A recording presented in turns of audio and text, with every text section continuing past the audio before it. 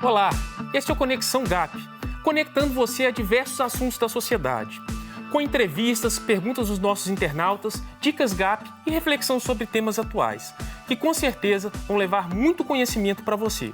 Não saia daí, pois o Conexão GAP já está no ar.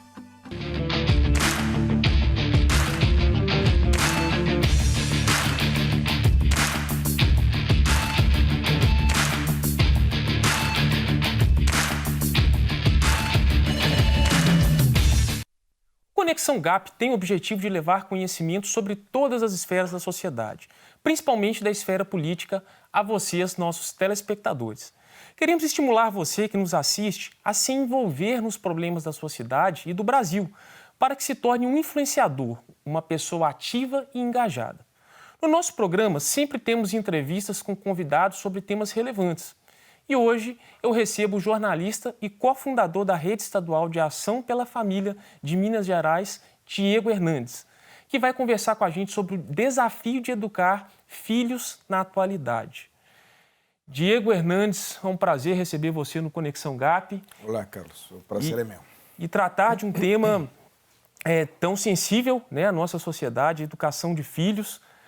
O que a gente escuta as pessoas falarem é que cada vez isso está mais difícil, né? Parece que à medida que o tempo passa, as coisas vão ficando mais complicadas.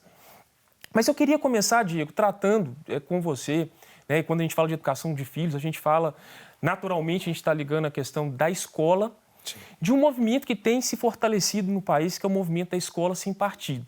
E dentre os objetivos, esse movimento busca denunciar professores e escolas que doutrinam estudantes dentro de uma visão política e ideológica específica, que vai muito contra o que a família defende. E eu gostaria de perguntar para você, Diego, se realmente nós temos isso nas escolas ou isso é algo fantasioso que as pessoas falam. Sim, eu acredito, porque conheço o programa Escola Sem Partido, que ela, mais que ter como objetivo a denúncia de professores que cometem ilícitos, ela tem o objetivo de garantir os direitos dos alunos que são, digamos, escutas passivas normalmente dentro da sala de aula. Então, ela tem uma formulação positiva que é garantir os direitos destes alunos e também os direitos dos pais de família a que seus filhos não sejam ideologizados. Como consequência disso, evidentemente, existe a possibilidade de que quando se comete um ilícito, conforme nosso ordenamento jurídico, possa ser denunciado e identificado algum professor que eventualmente extrapole suas funções. E efetivamente isso acontece. Qualquer que tenha filhos, qualquer que tenha contato com qualquer escola, incluso escolas que têm como, digamos, um elemento da sua identidade o ser cristão, vão perceber que existem professores que realizam ideologização política dentro da escola, não é? Em qualquer escola se dá isto. Evidentemente, nas escolas públicas, isto é muito mais intenso, não é? Então, você está falando que existe isso até dentro das escolas cristãs. Exatamente.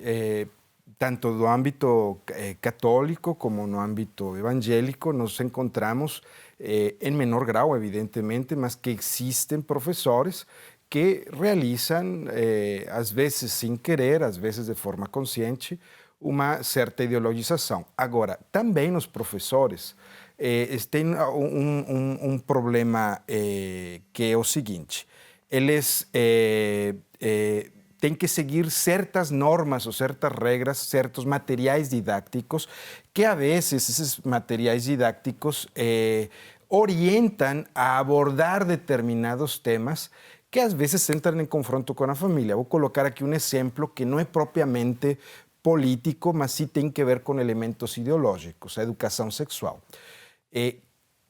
Ela é normatizada para que a determinada idade, e bem cedo, ela seja exposta aos alunos em todas as escolas do país. Isto está normatizado. Agora, quem é que sabe qual é o momento certo de abordar o tema da sexualidade com as crianças ou com os adolescentes? Os próprios pais. Se os pais se omitem, isso é outro problema.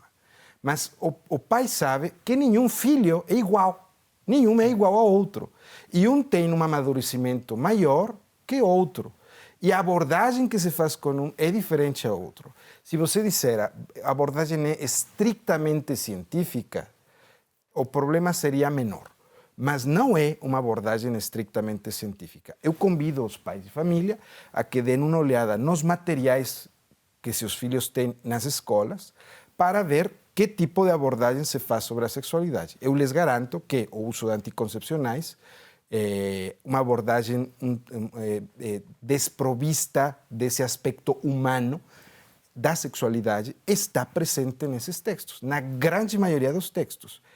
É justo que isto se faça? Não é. Aqui há um processo de ideologização. Quando temos determinadas circunstâncias políticas no país, como os casos, por exemplo, das últimas greves gerais, etc., que certos movimentos convocaram, eu pergunto, os professores ficaram à margem desse processo ou envolveram os alunos nesses processos políticos que não têm nada a ver diretamente com a escola? Nada a ver. No meu caso, que tenho filhos em uma escola na qual eu confio, houve esse envolvimento. É uma escola cristã. E houve esse envolvimento. Meus filhos foram indevidamente envolvidos em uma série de posicionamentos ideológicos, às quais eles resistiram, mas houve essa tentativa. E, repito, é uma escola na qual eu confio. Mas, Diego, qual que é a origem e a motivação para esse investimento específico na doutrinação das nossas crianças e adolescentes? Olha, Por quê? sim, isto temos que entenderlo dentro de uma crise geral de transição. Minha perspectiva é que estamos em uma mudança de época. E esta mudança de época gerou este período de transição, evidentemente, gera crises muito fortes. A crise que estamos vivendo é uma crise do sentido antropológico, ou seja, da concepção do homem. Ela se evidencia de forma mais dura, mais forte, me parece, em dois momentos. Nos sistemas totalitários que vimos a partir dos anos 30, 40, 50 e finalizaram nos 80 no século XX, ou seja, desde o nazismo, o fascismo até o comunismo e diversas formas de socialismo, quanto na Revolução Cultural do 68. Aí você vê a ponta do iceberg dessa crise. Agora, há um processo dentro dessa crise, há algumas apostas culturais. Uma dessas apostas culturais foi a do marxismo, que se autodenomina também marxismo cultural, né? De Gramsci, que começa com Gramsci, que ele conseguiu compreender, o que ele compreendeu não está errado, ele compreendeu como é que funciona a cultura na sociedade. Isto ele não descobriu por si só, havia já alguns estudos ao respeito, mas ele conseguiu fazer uma dissecção correta deste processo, que, por exemplo, o professor Dawson também faz em Harvard depois, um anglicano, católico anglicano, ele faz algumas décadas depois. Então, esta concepção de Gramsci do papel da cultura na sociedade como fundamental, incorporado pelos marxistas, foi capital. E depois, a Escola de Frankfurt, que possibilitou, digamos, ampliar isso praticamente a todas as áreas da vida e impactou duramente no âmbito da academia. De onde saem nossos professores? De uma academia que está tomada, basicamente, por estas ideias revolucionárias do marxismo cultural. É interessante perceber como que isso é uma construção. Sim. Não é da noite para o dia. Não. E por isso demanda uma atenção muito grande, né, dos pais, né, das famílias, da sociedade como um todo, porque isso foi gerado anos e anos lá atrás para que hoje as crianças fossem doutrinadas da forma que elas são. E a mudança, portanto, Sim, deve ser no âmbito da cultura, e isto implica também a incidência política, e vai demorar décadas. Isto temos que ser conscientes disso. Começa, evidentemente, na nossa família, mas se expande uma luta cultural, mas temos que ser cientes de que demora décadas. E que a chave disto é a conquista da próxima geração. Se nós conquistamos a próxima geração, e assim sucessivamente, haverá uma progressiva mudança adequada destas situações da sociedade. Esse é um parto que todos nós devemos fazer parte, Exatamente. né? Ela não vem só... Não podemos nos omitir. Exatamente. Aí, Diego, mas como os pais eles conseguem observar ali no dia a dia que os filhos estão sendo doutrinados? Quais são esses sinais? Olha, um sinal muito claro é quando você vê que seu filho começa a pensar coisas que você jamais colocou em sua casa ou que ele pode pegar do seu ambiente familiar. Mas, às vezes, quando chegamos a essa percepção, já é um pouco tarde. Porque as crianças é mais fácil elas se exprimirem, mas os adolescentes, pelo período que passam e as pessoas que entram na puberdade, elas tendem a um fechamento para com os pais. Então, nós, mais que tentar escrutar nos nossos filhos o que está acontecendo, temos que ter uma atitude proativa, ou seja, temos que assumir, como qualquer pai deveria de fazer, a educação, a pegar as rédeas da educação dos filhos nas nossas mãos. E precisamos ir a ver os materiais que estão sendo dados para eles, sentar com nosso filho e não só fazer o dever de casa, mas questionar ele, olha, sobre este tema, o que você pensa, o que está falando o professor? Provocar uma reflexão. Exatamente. E ficar perto deles. Isto de que nós, pais, temos que ser amigos dos nossos filhos, esconde uma grande mentira e uma grande verdade. Nós jamais vamos ser amigos verdadeiros dos nossos filhos no sentido de que se tem um amigo de igual a igual. Mas também traz uma verdade no sentido de que temos que ter um canal aberto de comunicação e confiança, como se fôssemos amigos. Né? Jamais vamos ser igual a igual. Isso é impossível. Mas temos que abrir esse canal de confiança. E as crianças e os adolescentes, quando se percebem atendidos, nessa atenção, nesse tempo, nessa dedicação que você dá, eles podem até não gostar em um determinado momento, mas depois eles percebem isso como uma forma de amor, de atenção para eles. Então nós temos que provocar estes diálogos.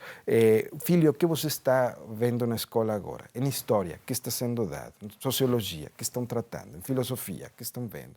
Em ciências naturais. Dar uma olhada antes de iniciar o ano aos conteúdos que vão ser. Há algum conteúdo inadequado? O pai tem que ir à escola e conversar.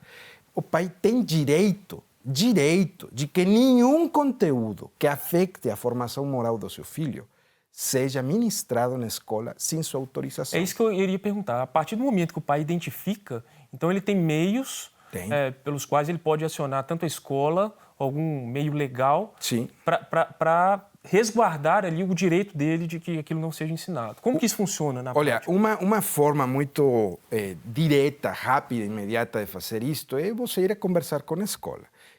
Mas só que você tem que conversar na escola, não chegando desarmado. Você tem que chegar armado. Armado em que sentido? Você tem um direito que está garantido constitucionalmente de educar seus filhos. A Constituição determina que a educação é uma faculdade da família e do Estado de forma subsidiária. Então, você que é o responsável da educação dos seus filhos. E, ademais, o Pacto de São José de Costa Rica, ele afirma que os responsáveis da formação dos nossos filhos, o moral dos nossos filhos, são os pais de família. Então, o Brasil é signatário deste pacto e, portanto, este artigo do Pacto de São José tem um status até similar ao constitucional, ou idêntico ao constitucional. Então, você tem direito, você tem que chegar com a escola e, com toda a segurança, você não vai negociar, você vai pedir que estes conteúdos não sejam tratados. Se a escola não aceita que esses conteúdos sejam tratados, então você pode fazer uma solicitação extrajudicial para que a escola esteja ciente de que você não concorda com isso e que você avisa que poderia chegar a acionar a justiça caso a escola viole os direitos que você tem e os direitos da própria criança. São dicas super valiosas aí para o nosso telespectador, né, na identificação de uma situação como essa. São coisas bem práticas que podem ser feitas. Existem casos já que funcionaram? Sim, claro. Está o caso que me parece icônico do Colégio Santo Agostinho, né? Lá é um assunto muito interessante porque pais evangélicos e católicos se juntaram quando começaram a ver coisas despropositais que aconteciam na escola. Tudo isto está documentado, houve até uma representação do Ministério Público para investigar, eles entraram a fazer uma investigação e o Ministério Público determinou que havia havido, que se havia incorrido em ilícitos, né? Então, neste caso, os pais que se organizaram, eles começaram a identificar, agiram individualmente, não tiveram sucesso, porque a escola se escondeu falando, não, mas é que o governo é que nos pede dar tudo isto na base curricular, comum curricular. Isto é falso. Ou seja, as escolas sempre têm essa flexibilidade para poder aplicar os conteúdos. E segundo, uma escola jamais que tem uma identidade cristã, como este era o caso, jamais poderá ser, pelas garantias constitucionais, obrigada a ir contra seus princípios e contra sua consciência. Jamais. Então, os pais se organizaram e tiveram sucesso de que seus filhos ficaram blindados com isto. Isto provocou que um conflito, evidentemente, contra os pais e os alunos, mas quem saiu perdendo foi a escola, que perdeu dezenas de pais que mudaram seus filhos para outras escolas. É bastante inspirador, né? Nós ouvimos casos que deram certo e que podem inspirar os pais, né, que estão convivendo com esse tipo de situação a tomarem atitudes práticas. O que não pode, né, Diego, é omissão. Claro. É nós terceirizarmos ao Estado, né, a escola, a educação dos nossos filhos. Exatamente. Isso precisa de acontecer dentro de casa. E os pais são os grandes guardiões, né?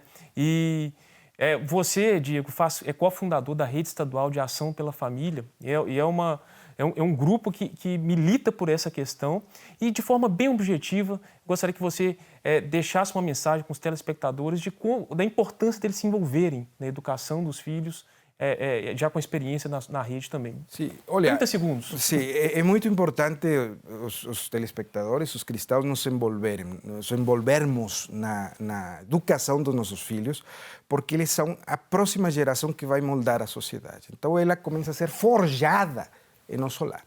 Forjada em nosso lar. E tem que ser forjada na vigorna, por assim dizer, dos valores cristãos, que são bebidos e vivenciados dentro da família. E ainda mais, nós como cristãos temos que nos juntar a outros que pensam igual que nós para poder impactar na sociedade e não permitir que nossos direitos sejam violados. Se nós fazemos isso, eu garanto, temos isto pela prática, a ação cidadã organizada sempre é bem-sucedida. Diego, muito obrigado pela sua participação, pela sua contribuição tão rica aqui no Conexão GAP. Nós contamos com você aí nos próximos programas. É um prazer, uma honra. E agora nós vamos para um breve intervalo, mas daqui a pouco estamos de volta com mais Conexão GAP. Não saia daí.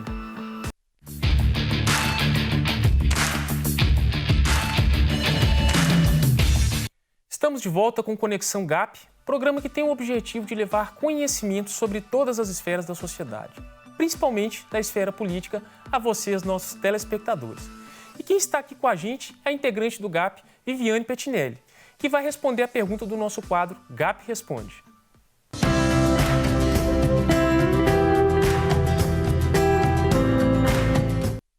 Olá, Viviane, muito obrigado por estar aqui conosco hoje no quadro GAP Responde. E qual é a pergunta de hoje? Olá, Carlos. Olá, galera do Conexão GAP. É um prazer estar aqui hoje. A nossa pergunta, ela vem direto de Curitiba. Ela foi selecionada porque tem pontos em comum com o tema que foi abordado na nossa entrevista. E quem pergunta é a Sandra Silva. Ela pergunta: como a igreja pode ajudar os pais a superar os atuais desafios de educar os seus filhos? Sandra, a igreja pode e deve contribuir muito nesse sentido. A igreja tem diversas formas de fazer isso. E eu cito aqui duas delas. A primeira, Sandra, aproveitar os momentos de escola bíblica dominical e de célula de crianças e adolescentes para tratar de assuntos que são discutidos na escola e preparar as nossas crianças e adolescentes para se posicionarem em sala de aula. Por exemplo, quando ensinamos sobre a criação, por que não contrapô-la à teoria da evolução e mostrar que a criação divina é igualmente cientificamente comprovada? Ou ainda, Sandra, quando tratamos de relacionamento voltado para o casamento, por que não falarmos das consequências possíveis de um relacionamento sem esse propósito, como, por exemplo, a gravidez indesejada e o próprio aborto? Outra forma, Sandra, da igreja contribuir para a transformação da mente das nossas crianças e adolescentes, conforme a palavra de Deus, é pela realização de eventos, como seminários e acampamentos, com temas relacionados às disciplinas escolares.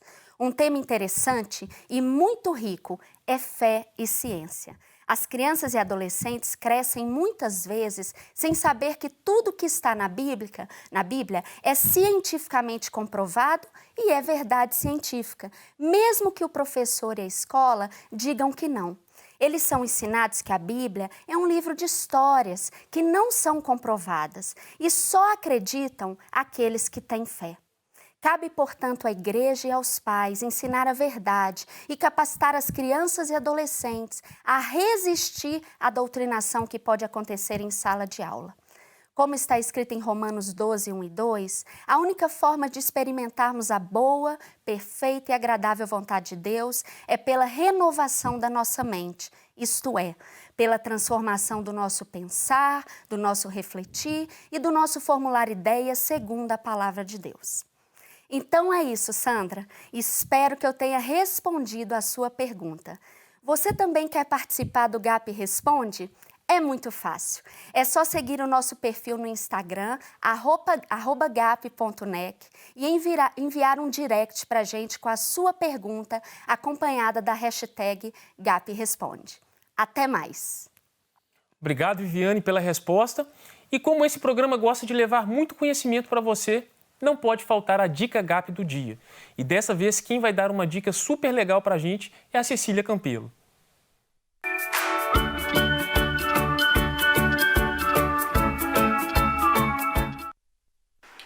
Olá, pessoal!